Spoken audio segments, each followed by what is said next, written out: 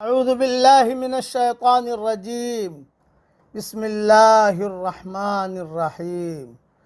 سورہ کہف کی چند آیتیں پڑھ رہا ہوں۔ آیت نمبر 57، آیت نمبر 58، آیت نمبر 59۔ وَمَنْ أَظْلَمُ مِمَّنْ ذُكِّرَ بِآيَاتِ رَبِّهِ فَأَعْرَضَ عَنْهَا وَنَسِيَ مَا قَدَّمَتْ يَدَاهُ۔ اور اس سے بڑا ظالم کون ہوگا جس کو اس کے رب کی آیات کے ذریعے یاد دہانی کی جائے تو وہ اس سے منہ پھیر لے اور اپنے ہاتھوں کے عمل کو بھول جائے۔ اِنَّا جَعَلْنَا عَلَىٰ قُلُوبِهِمْ أَكِنَّةً أَن يَفْقَهُوهُ وَفِي آذَانِهِمْ وَقْرًا۔ ہم نے ان کے دلوں پر پردے ڈال دیے ہیں کہ وہ اس کو نہ سمجھیں، اور ان کے کانوں میں بوجھ ہے۔ وَإِن تَدْعُهُمْ إِلَى الْهُدَىٰ فَلَن يَهْتَدُوا إِذًا أَبَدًا۔ اور اگر آپ ان کو ہدایت کی طرف بلاؤ تو کبھی بھی راہ پر آنے والے نہیں ہیں۔ وَرَبُّكَ الْغَفُورُ ذُو الرَّحْمَةِ، اور آپ کا رب بخشنے والا رحمت والا ہے۔ لَوْ يُؤَاخِذُهُم بِمَا كَسَبُوا لَعَجَّلَ لَهُمُ الْعَذَابَ، اگر وہ ان کے کیے پر انہیں پکڑے تو فوراً ان پر عذاب بھیج دے۔ بَل لَّهُم مَّوْعِدٌ لَّن يَجِدُوا مِن دُونِهِ مَوْئِلًا، مگر ان کے لیے ایک مقرر وقت ہے اور وہ اس کے مقابلے میں کوئی پناہ کی جگہ نہ پائیں گے۔ وَتِلْكَ الْقُرَىٰ أَهْلَكْنَاهُمْ لَمَّا ظَلَمُوا، اور یہ بستیاں ہیں جن کو ہم نے ہلاک کر دیا جبکہ وہ ظالم ہو گئے۔ وَجَعَلْنَا لِمَهْلِكِهِم مَّوْعِدًا، اور ہم نے ان کی ہلاکت کا ایک وقت مقرر کیا تھا۔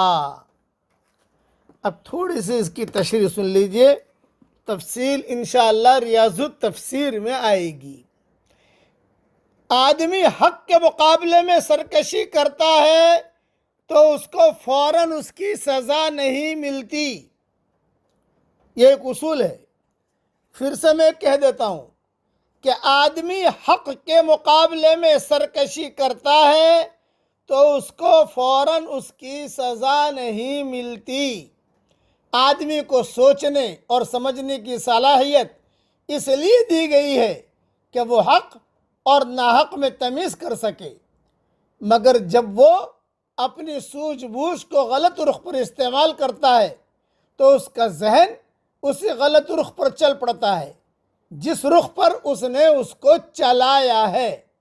اس کے بعد اس کے لیے ناممکن ہو جاتا ہے کہ کسی بات کو اس کے صحیح رخ سے دیکھے اور اس کی واقعی اہمیت کو سمجھ سکے۔ وہ آنکھ رکھتے ہوئے بے آنکھ ہو جاتا ہے، وہ کان رکھتے ہوئے بے کان بن جاتا ہے۔ آدمی حق کے مقابلے میں سرکشی کرتا ہے تو اس کو فوراً اس کی سزا نہیں ملتی۔ اس سے غلط فہمی میں پڑھ کر وہ اپنے آپ کو آزاد سمجھ لیتا ہے اور مزید سرکشی کرنے لگتا ہے، حالانکہ یہ نہ پکڑا جانا امتحان کی مہلت کی بنا پر ہے، نہ کہ آزادی اور خود مختاری کی بنا پر۔ آدمی سبق لینا چاہے تو ماضی کا انجام اس کے سامنے موجود ہے جس سے وہ حال کے لیے سبق لے سکتا ہے۔ سطح زمین پر بار بار مختلف قومیں، مختلف جماعتیں، مختلف تہذیبیں، مختلف ادارے ابھرے ہیں اور تباہ کر دیے گئے ہیں۔